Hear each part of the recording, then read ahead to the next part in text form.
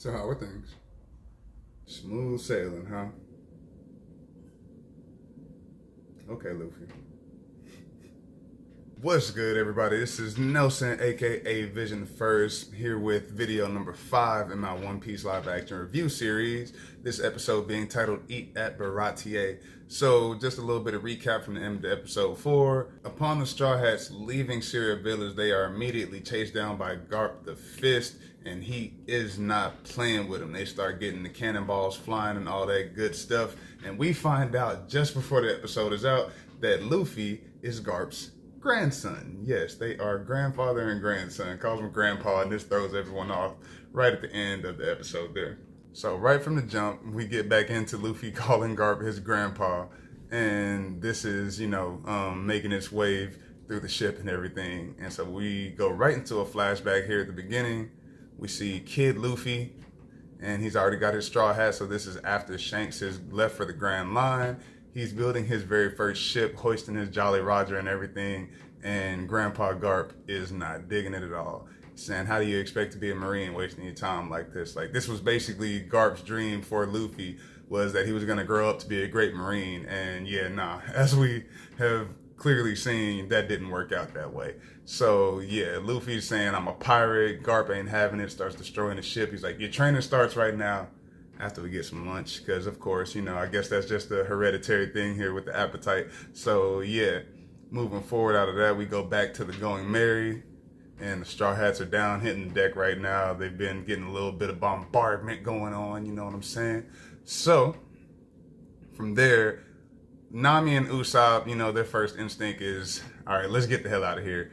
Luffy, of course, is going with, hey, yeah, fire the cannon at him. Like, we getting into it. What's going on? Like, why are we playing? Like, we're pirates. We catch smoke with Marines. This is what we do. So he tells Usopp to load the cannon, and Usopp does not know his way around a cannon just yet. He's great with their slingshot, but yeah, no, cannons aren't exactly his expertise at this point. You know what I'm saying? So yeah, Zoro ends up getting a direction to port, I believe, and ask the question, well, which way is port? So we are very quickly seeing the shoddy state of the Straw Hat crew dynamics here, very early into them being on board the Going Merry. There's plenty of room for improvement, room to grow. We at the beginning of the story, so hey, it is what it is. But yeah, this is where we start, right?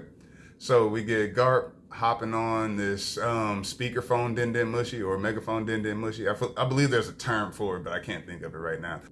But Garp is here directing them, hey, just come peacefully, you know what I'm saying? Let me take you into custody, like all that good stuff. And of course, Luffy ain't having it. Never, he says. And then as soon as Garp hears this, it pisses him off. He throws this cannonball, man. That is the one thing that immediately catches the eye about how Garp fights on the ship. He's throwing these cannonballs. These are not coming from a cannon at all. This man literally has a cannon for an arm. He's just picking these things up and chucking them. Possibly even harder than the cannon could even fire him in the first place, which, yeah, just goes to show, the insane strength. Like, that's another thing that apparently just runs in this family. Everybody with the name Monkey is just stupid strong. So, yeah, nice Gum Gum Balloon to bounce that back for the first time. We see that Gum Gum Balloon coming into play. And yeah, that surprises literally everybody. Garp is blown away, of course, because they just had their mask blown apart. Everybody on the ship, on the Going Merry, is, freaking out. Luffy didn't even know he could do it, he admits in this moment. So yeah, nice little moment here. Straw Hats 1, Garp 0 to start out. First battle against the Marines, and hey, you got to come out on top. So, boom. They decide to, let's go ahead and get out of here, and they disappear into the fog. We get a nice little Baratie title card, digging that. And so we go back to the Going Merry. We have Nami, Usopp, and Zoro talking, and they're trying to figure their way through the fog, and they still have not really addressed the elephant in the room, which is, we just heard Luffy say that guy is his granddad. So we got to get that figured out. They end up deciding that this falls upon the first mate, Zoro, as Nami points out, you're his first mate, so it kind of seems like, that should be your thing. So in Zoro fashion, he goes and tries to have this conversation with Luffy, and yeah, it pretty much goes about how you would expect a heart-to-heart with Zoro to go. He walks up, he asks Luffy, he says, hey, so how you doing? He's like, I'm good. You want to talk about the battle? Not really. Good talk.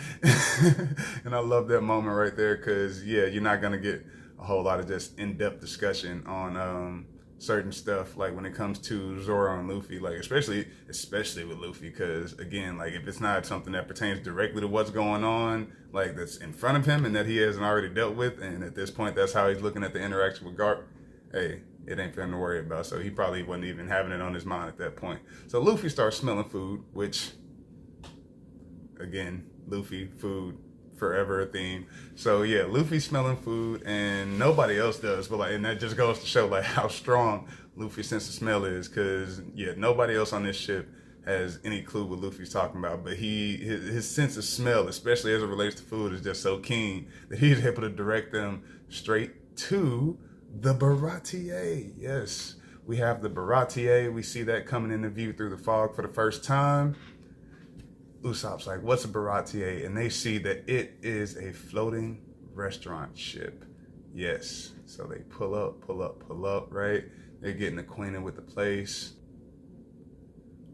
Looks like a nice little bustling restaurant, got a nice little crowd going and everything, you know, so they get off the Going Merry. So yeah, coming into the restaurant, Luffy and Usopp kind of have a funny little moment with the maitre d', and they don't understand. He's like, all right, look, so this place is pretty live. It's pretty exclusive. I can get you a reservation. I can get your table in like 3 weeks. You know, Usopp decides to try to pull out his best bullshit and go, "Hey, so I don't know if you know who you're talking to. You know what I'm saying? This is the future king of the pirates right here. You wouldn't want to deny him a table." So, yeah, dude's like, "You can get a table in 3 weeks." So yeah, Nami, having the sense that she has, she greases the fins a little bit. And she slides a little tip to the maitre d', gets them seated right away. We see the Straw Hats getting into their booth here. The maitre d' offers to check Zoro's swords for him, and he's like, nah, I got it. I keep these on me. You know what I'm saying? I ain't doing no playing with all that. You ain't. And he has to figure out this way to get down. So we go into the kitchen, and we see somebody is whipping up a nice little something. We have here, who else? None other than the one and only shitty cook, Sanji, the chef. All right, so immediately after meeting him, we also meet Patty. Sanji being played by Taz Scholar, Patty being played by Rashad Mayweather. Shout out to both of them.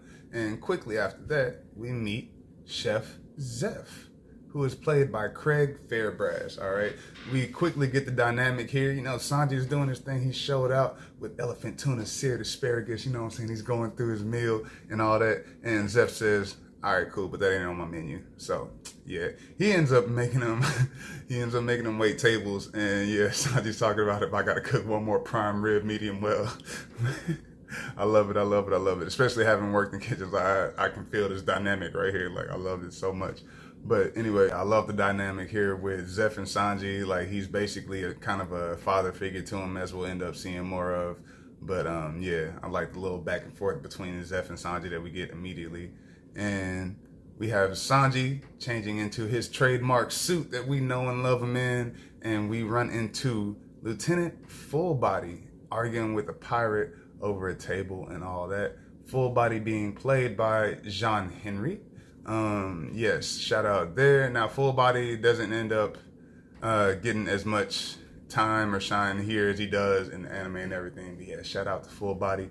And Sanji, we get to see that he's got them hands on him, or excuse me, them feet on him, because trying to get these guys to settle down. They're not hearing it. He's offered drinks. He's trying to make sure that they keep the peace in the restaurant. There's supposed to be a no violence zone. You know, Marines and pirates can both come here, and it's supposed to be all good. But yeah, they're not hearing that. So Sanji got to put a little bit of foot action on them. You know what I'm saying? We find that even though they don't specifically mention it here, the reason why Sanji does not fight with his hands is because of his profession as a chef. He wishes not to damage his hands. He believes that those should only be for cooking and, of course, for loving the ladies. We will see that Sanji has quite the penchant for the ladies here. Yeah, as we quickly see with Nami, when Sanji walks up to the table, he's serving, greeting the Straw Hats and everything, and he gets to, trying to rizz up just a little bit, trying to slide a little game. We quickly see that Nami is not feeling it, you know what I'm saying? Basically shuts him down real quick, nice and easy. But he takes the drink order from the table and then gets back into the kitchen, right? Now, we get to see a little bit more of this crew dynamic here with the Straw Hats. They're kicking it. They're having a good time. They're laughing and talking, whatever have you, right? And we just get to see those roles. They're messing with Nami about Sanji. Like, yeah, they acted like siblings a little bit almost, just messing with each other and all that type of stuff. I love it. I love to see it. So we cut to the deck of Garp's ship. We see him and Bogard going around, checking on everything, making sure that it's all ship shape after they took this little damage from the interaction with the Straw Hats. And Kobe has the idea to bring in another Marine regiment or another battalion, and Garp ain't feeling that. Now, I feel like this is partially because of pride and partially because he's trying to make sure that nobody who will actually hurt Luffy comes along. But yeah, like I'm not sure exactly what it is, but I feel like it's some combination of those two. Now, we get a Din Mushy call from Garp to none other than Dracula Mihawk. Oh, man. Dracula Mihawk, played by Stephen John Ward. Shout out here. Liking the design a whole lot. Liking the look of Yoru. Nice and lax, as Mihawk should be. He's having a good time. He's just chilling, swinging his sword around, doing his good old thing. Nothing, just a regular Tuesday. Regular Tuesday for Mihawk. That's basically what this is right now. Killing a few pirates, busting up a ship with one swing of the sword. Yeah, this man's a problem. Love Yoru here. Now, I want to say Yoru, I believe, is a Saijo Owazamono grade sword. It's either Saijo Owazamono or it's Owazamono. Want to say Saijo, but yeah. You'll notice that on Dracula Mihawk's bounty poster, his bounty is listed as canceled, and we will get a bit more on that here in a bit.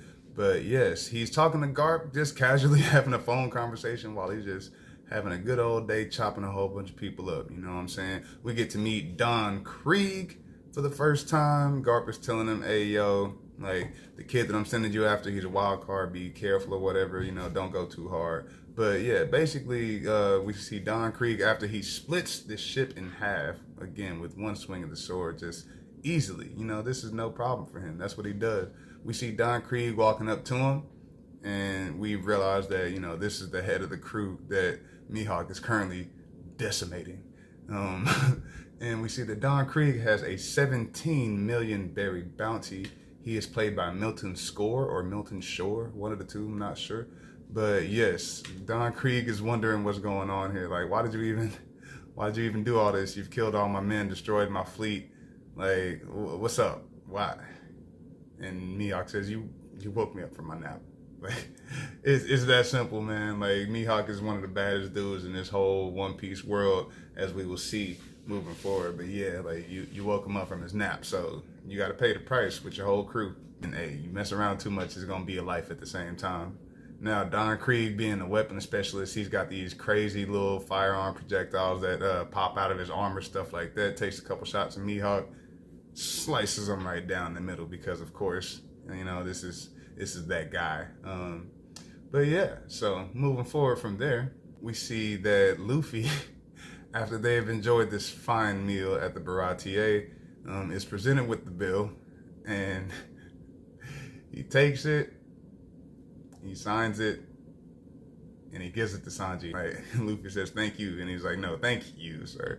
And he just knows. The reason why he says that is because, good God, this man is about to get the entertainment of the night, for real. So immediately, or, not too long, but basically immediately after this happens, Luffy's sipping on his milk, because Luffy's not a drinker. You know what I'm saying? That's not his thing. He don't get down like that. But Zeph comes out, and he's basically like, so yeah, where the money at? Because I don't know what you talking about. We don't do credit over here, my boy.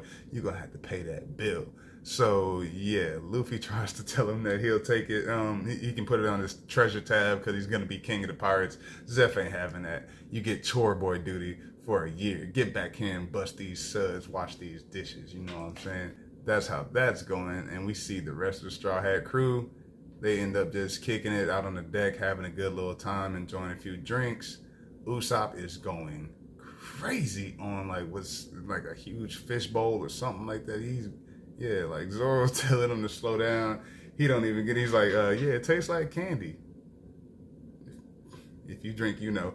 But yeah, so they just doing a little bit of chilling and everything. And Nami brings up again, like, hey, so are we not gonna deal with this? You know, the whole granddad and the Marines thing, or what? Like, but Zoro's basically like, hey, we keep running into crazy people anyway, and we're pirates. Like, what's one more vice admiral, basically? And going forward from there, we have a little talk from Nami to a random guy that we see at the bar, right? She's trying to figure out, hey, if I was wanting to get out of here discreetly, how would I do that? And so he ends up telling her it's going to be 6,000 berries. He asks if she's going to need room for the rest of her crew, and she says, nah, just me. Be ready to sail at dawn then. So, yeah, Nami, even still, like, the Straw Hats have been through some things together at this point. Nami's still, you know, considering and keeping in mind that number one spot that she needs to be taken care of is Nami. So she's going to do that, it looks like. So we cut back to the deck of Garp's ship where we see Kobe and Helmeppo doing a little bit of swabbing. And Kobe has started to have some suspicions about Garp, about how the Marines do things. You know what I'm saying? He's talking to Helmeppo about that a little bit. And from there, they end up getting into a conversation about the warlords. Now, Kobe knows nothing of the warlords, but he brings up Mihawk and finds out from Helmeppo that that is exactly the group he belongs to.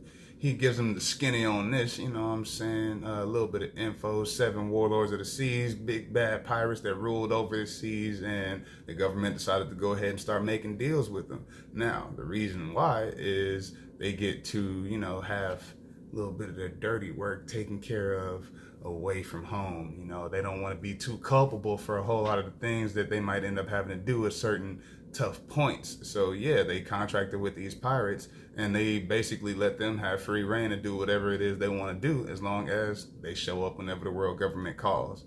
This does not go over well with Kobe. He is not digging that, man, because you got to keep in mind, Kobe has had this very pure, you know, almost kind of naive mindset as it relates to the Marines in this world. So for him to find out that, you know, the world government, the Marines, they're making all these different deals with pirates, like, he believes that it should just be straight up, everybody follows the same rules, and if you don't, then the Marines get you and put you to justice. Like, that's how he looks at it. It's that simple. But to find out about these little nuances and things, it's messing with him. You know, his innocence is kind of getting a little bit shaken here. You know, he doesn't get to be the same doe-eyed kid that he kind of was at first. He's learning a little bit more about the world that he's involved himself in.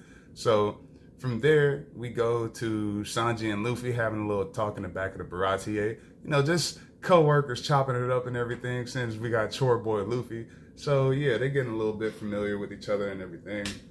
And we get to see Sanji enjoying that first trademark cigarette that so many of us will recognize from him. Now it did get turned into a lollipop in, I think it was the 4 Kids, I want to say. Because, you know, yeah, smoking in cartoons in America, all that good stuff. So yeah, but we get to see him smoking a cigarette here. Now, he's smoking in the kitchen. But, you know, they're pirates, and this is like basically a pirate restaurant. But so yeah, whatever. Now they end up getting to know each other a little bit better, and Sanji ends up mentioning his dream of the all blue, because at first Luffy's thinking that he just wants to be a head chef of the BARATIE. He's like, what, the old man standing in your way, he won't let you take over? He's like, nah, this ain't even my dream. My dream is to find the all blue. And the all blue is a part of the One Piece world that is fabled to contain fish from all 4 seas in one place, and spices that have never been tasted, rare seaweeds, all of these rare fine ingredients that can be found in the all blue. And Sanji's biggest ambition and dream as a chef is to find this place. Man, love it. Love how the Straw Hats all have these big dreams. Zoro wants to be the world's greatest swordsman. Sanji wants to find the all blue. This place that no one has ever seen before. Like, nobody can even confirm for sure that it exists. Nami wanting to create a chart, a map of the entire One Piece world. And that means that you have to explore every single part of it, right? And Luffy wanting to become king of the pirates.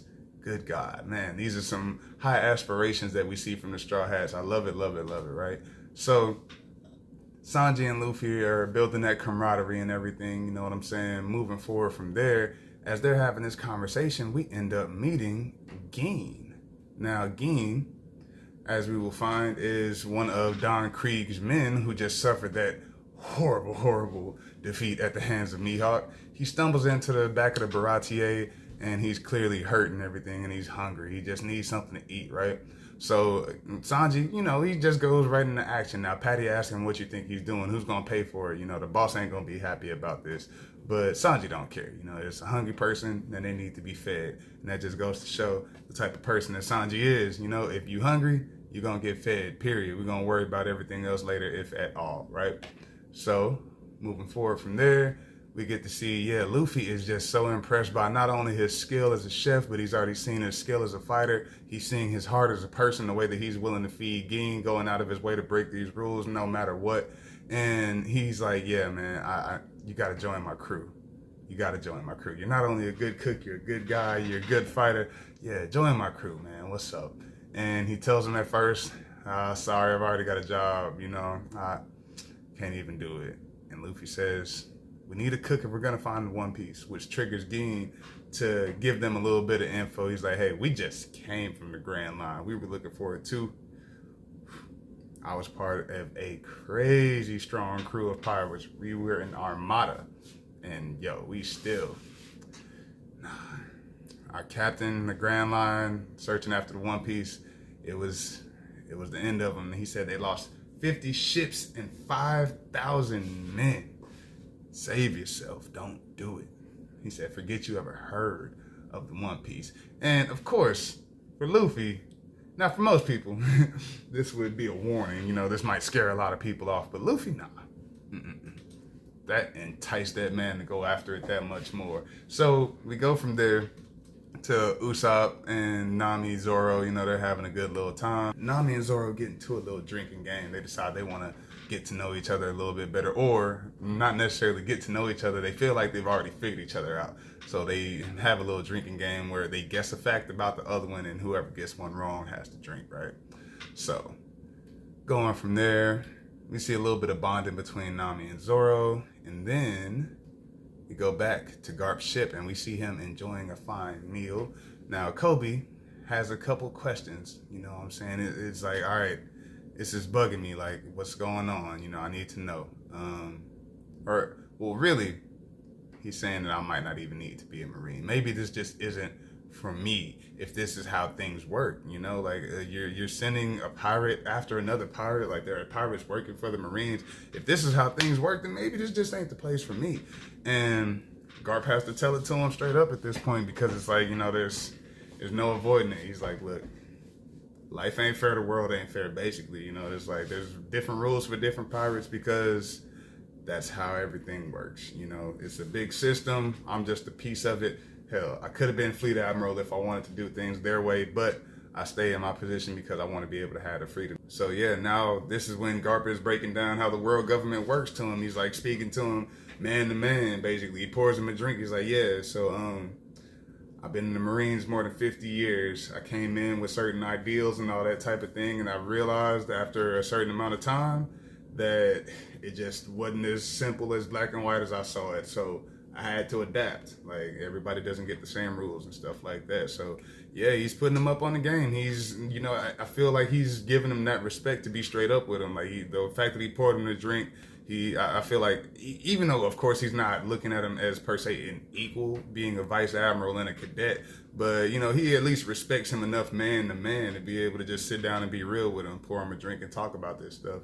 Because yeah, it's clearly troubling Kobe. And he's like, look, you can either understand that this is how things work and try to figure things out as you go on with your career, or as you're saying, you can go ahead and get out if this just ain't gonna work for you. You know, I get it.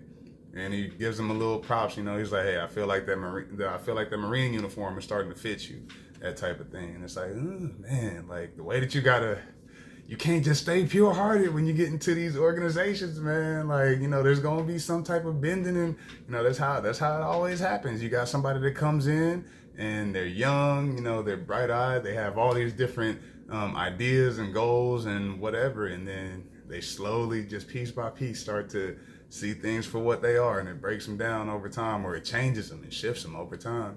Now, cutting back to Usopp at the bar, he's doing his best capping and all that. He's talking about how he was basically the hero of the show when it came to getting away from Garp and all that. So we see Mihawk slide up next to him, and Usopp, none the wiser, he, starts up a conversation with him and everything. He's like, oh yeah, so, I'm not the captain of the ship, because he's looking for Captain Luffy. So he's like, yeah, I'm not the captain of the ship.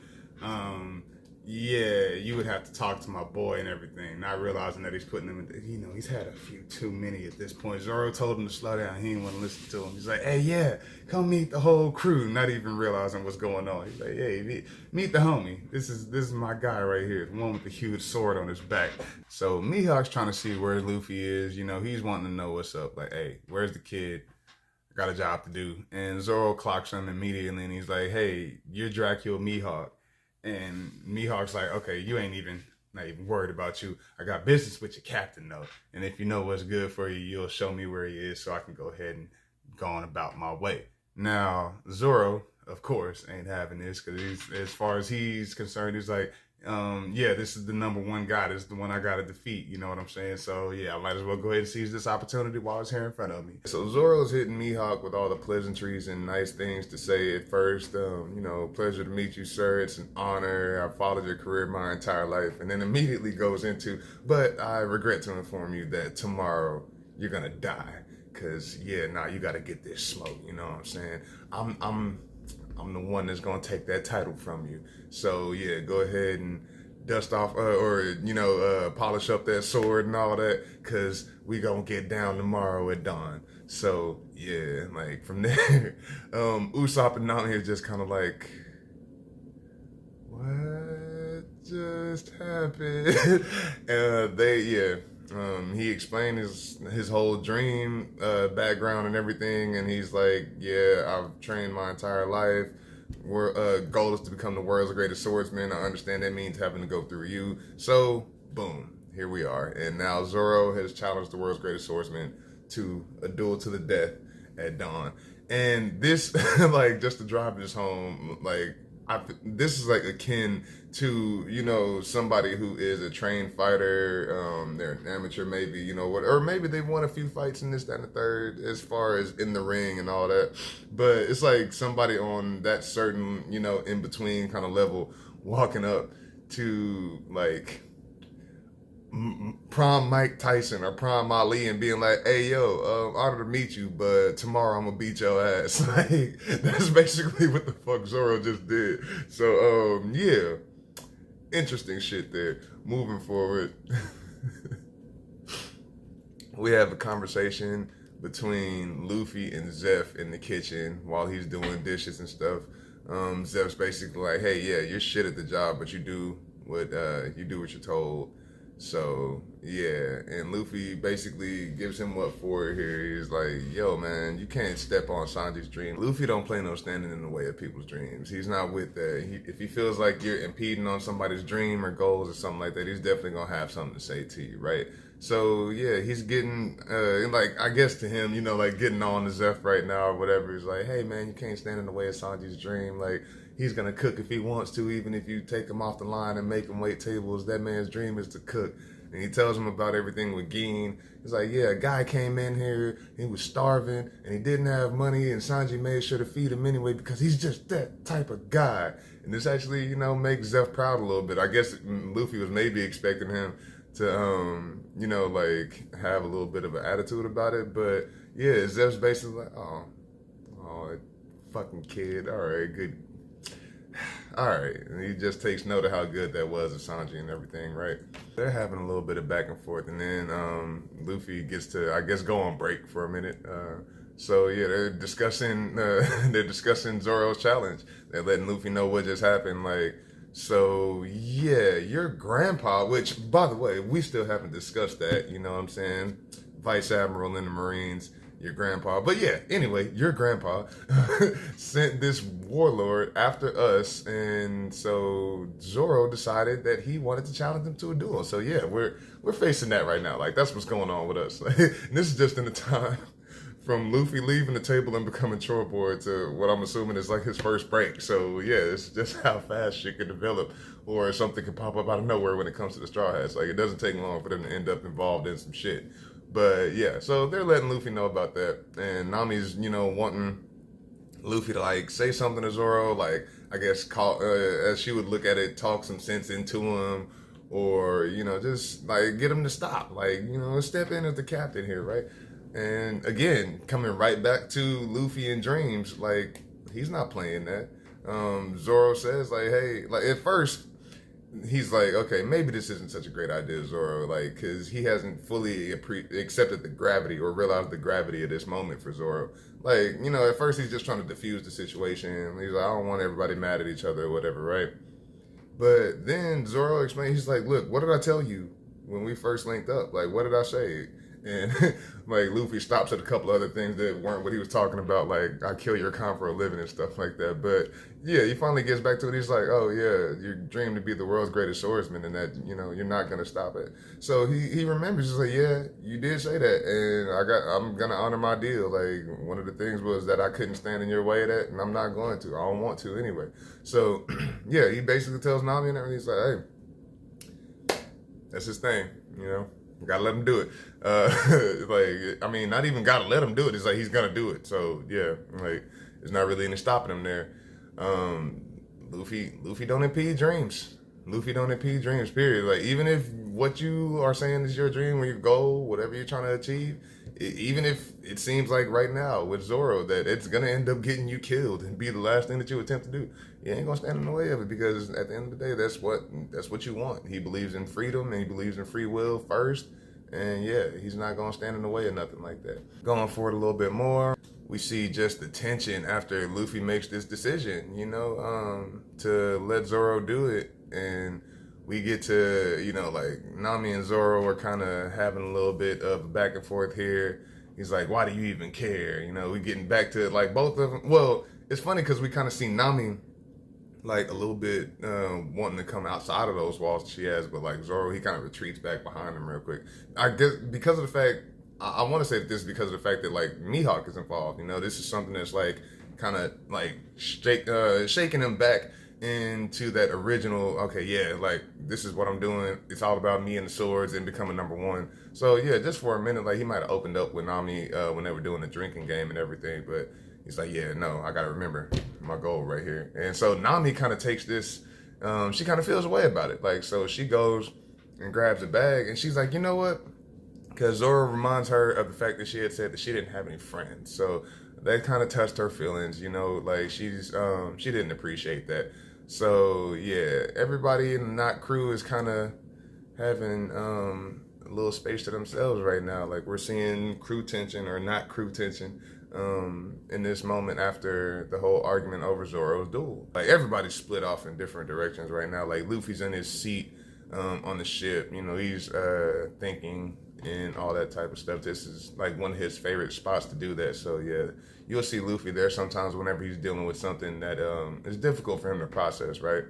So going forward from there, we don't know whether or not Nami actually makes this decision to get on that boat just yet with that guy that she was talking to. But we cut from there before we can even see what's going on, and we have Zoro, Usopp, and Luffy, and they are all getting ready to step up to Mihawk. Zoro is getting ready to have his duel here. Usopp and Luffy here for support. Make sure everything's on the up and up, and just be there for the homie, right in front of the Baratie or off to the side. I'm actually not sure if this is the side entrance, the front entrance. I want to say this is the front. But yeah. So we're outside the Baratie, and here we go. Man, got the Paso Doble music. So right off the bat, Mihawk has made his impression upon Zoro, because Zoro is thinking that he's about to pull Yoru off his back, and Mihawk takes this little cross that he has always hanging around his neck, and he reveals like this tiny little, like maybe 3 or 4 inch blade, if that. This is possibly 2 or 3, yeah, just like a 2 or 3 inch blade. But yeah, and he's just holding it in his hand like this, and Zoro's like, the fuck are you doing? Like, what are you doing? Are you serious? And Mihawk's like, I don't hunt rabbits with a cannon. You know? God damn, that's cold a bit, man. Like, but yeah, so he basically is like, yeah, you gotta prove to me that you even deserve for me to fight you with Yoru. You know what I'm saying? Like, as far as I can tell right now, I can handle this situation with just my little bread and butter knife right here. So we get into it. We get into Zoro v Mihawk. Oh man, it's just Zoro's got two sword style going right now, and Mihawk's just like, yeah, what's up? I'm good. Like, I just know that Zoro has to feel the way about this. Oh, and then for Mihawk to be able to stop both of his swords with the flick of the wrist, like gives him a little bit right back. You know what I'm saying? Just see, and we very quickly see the chasm, the huge chasm between Mihawk and Zoro. Like, even as skilled as Zoro is, you know what I'm saying? Like, nobody at all, of course, is saying that Zoro ain't got it. But man, like, in just this first little exchange here, we quickly see just how huge of a power difference there is between Zoro and Mihawk. We see why Mihawk is the greatest swordsman. You know what I'm saying? Like, yes, Zoro is great, but we see why Mihawk is the greatest. Like, it's almost night and day. It's like a god playing with a child. You know what I'm saying? At this point, like, I feel like Mihawk was really just having fun and trying to see what he was about. Like, cause he's not threatened. There's no way that Mihawk feels threatened, I don't think, in this moment. So yeah, he's just seeing what Zoro has going on. You know, he's like, all right, you talked all this big shit. Let me see what you got.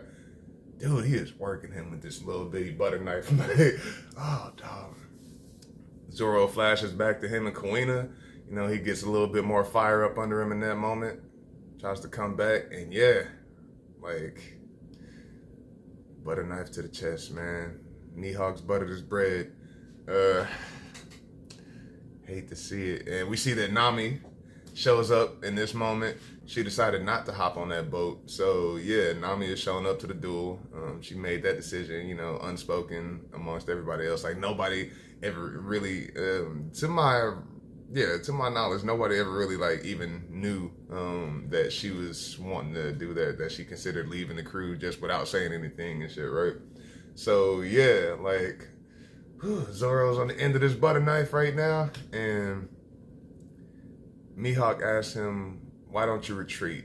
Because he was just standing right there and he's just eating it, you know, like, his blade is lodged into, like, it looks like his shoulder area. So yeah, he's like, why don't you retreat? He's like, I can't, because then my dream will be over. It's like, it's kind of like with Luffy and being king of the pirates. Like, it's all forward, nothing but forward, nothing but moving toward my goal. I can't take a step back. I can't move away from it. You know, like, that's against everything that I've instilled in myself over all this time. So yeah, no, I can't do it. I can't do it. Mihawk gives a nod to his bravery, and, you know, gives him some respect for that. He's like, yeah, you're brave. I'll give you that. So he's like, so I'll do you the honor of killing you with Yoru. And at this moment, you know, he has earned at least enough respect for Mihawk for him to pull out his main weapon, his actual blade. And so yeah, Zoro's like, all right, now that's more like it. And we get the three sword style. One time, Watto going into the teeth. We get the face off, man. Like, Zoro prepares his attack. Got those blades spinning. You know what I'm saying? Oh, man. Everybody, the Straw Hat crew, they're all just like, you got this, Zoro. You got this. You know, they believe in him something. Like, even in, or at least Luffy is. But, like, even in this moment, like, this real tense moment, Luffy's right there behind her. He's like, yo, come on, man. You got it. You can do it. He's believing in him right down to the last second. We see them clash, and they stop for a moment. They're both just sitting there, and Zoro's blades crumble. Other than Watto Ichimonji, Watto was the only one to survive. Zoro now has 2 out of those 3 blades broken. Yeah, he never really stood a chance. You know, like, he was thankfully able to make it out with his life after having a direct clash with Mihawk and Yoru. But yeah, like, those swords, they didn't stand a chance. Watto was the only one that made it. And here we have just the most this is the most powerful moment of this episode for me. Like, this is one of the most powerful moments in the entire show for me, honestly. Like, and Zoro, now don't think about it, yeah, Zoro has quite a few of these just really, really heart-wrenching, gut-wrenching moments, man. Like, so Zoro acknowledges that he's lost the duel. He stands up, he faces Mihawk, and Mihawk's still like, man, like, why do you persist? Like, why do you continue to do this to yourself? And Zoro says, wounds on the back are a swordsman's greatest shame. Dog, so fucking real. Yeah, and then he stands up, you know, straight up is like, hey, do what you're gonna do, you know? Because at the end of the day, this was like, sword battles, especially of this level, like they are kind of, I feel, expected to be a fight to the death. So yeah, one of them was supposed to die regardless. Like, regardless of who won, who lost, one of them supposed to die here, right? Especially over the greatest swordsman title, you know, I just felt like that was kind of implied already. So yeah, Zoro came into this ready to die. He sheathes Wado, and he prepares. Man, and Mihawk hits him with the magnificent. Like, I just love it. Man. Like, he's like, God damn, boy, you really got that stuff. Like, he's impressed. Like, Mihawk is really fucking impressed right now, because keep in mind that when he was first talking to him, he basically was treating him like some, you know, annoying fan or whatever. Like, okay, well, yeah, thank you, kid. But anyway, I'm here on business. But now he's got Mihawk's respect. He has the respect of the #1 greatest swordsman in the world. He looks at him. He says, wounds on the back are a swordsman's greatest shame. Mihawk says, magnificent. And then he proceeds to give him that nice last little final slash. Whew. Right across the chest. Yeah. And dude, Zoro falls. Of course, Luffy goes up to him, wanting to make sure he's okay. It's not looking good. This is a big ass slash across the chest. And Mihawk asks Luffy, he says, Luffy, what's your goal? And Luffy tells him, of course, to be the king of the pirates. And Mihawk says, yeah, man, like, all right.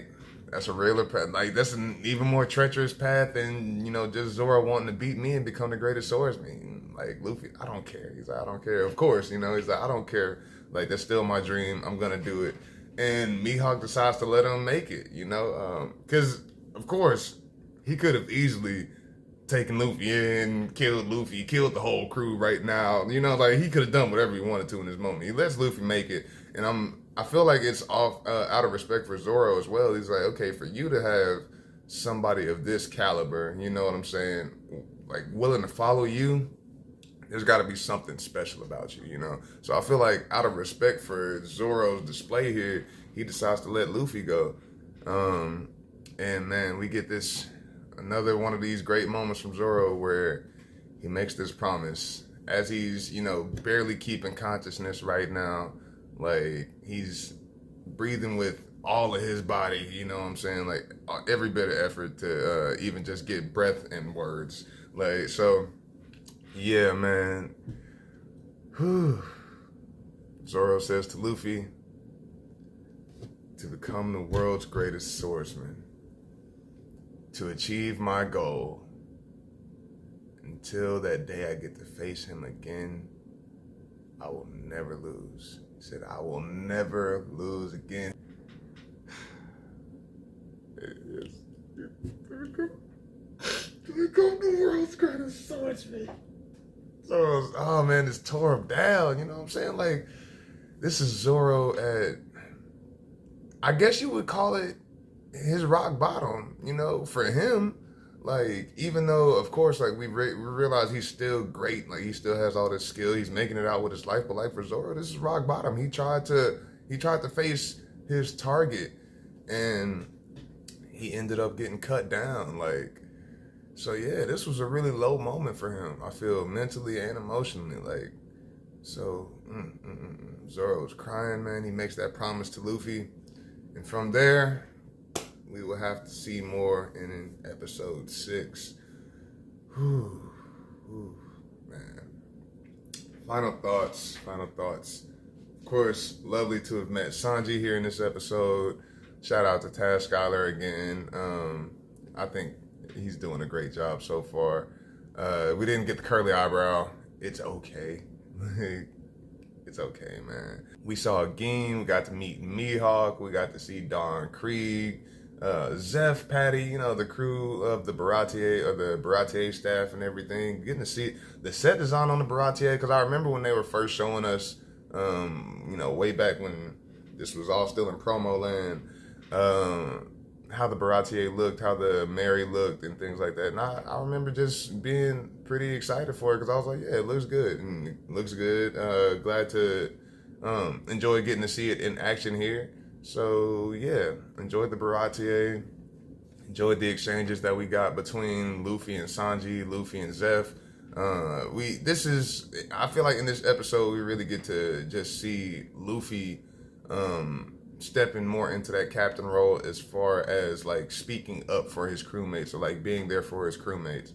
Because, you know, it's not just a thing where like being a captain isn't just being the head of a group of thugs and you get to just send them to do your bidding or whatever. Like, Luffy shows up for his crewmates, you know, in very major ways very often. So yeah, that's a huge facet of his character, is that he's gonna be there in those big ways that matter to his crew. That's his friends, his family, you know, like. So yeah, he's gonna show up for them every single time. Love getting to hear about the all blue for the first time, getting to hear about that all blue dream from Sanji. Yeah, we had the Garp versus Straw Hats here at the beginning. We ended up seeing the Straw Hats get to come out with their first W over the Marines, as it were. Yeah, all in all, like, really strong video. Like, Zoro and Mihawk, like that.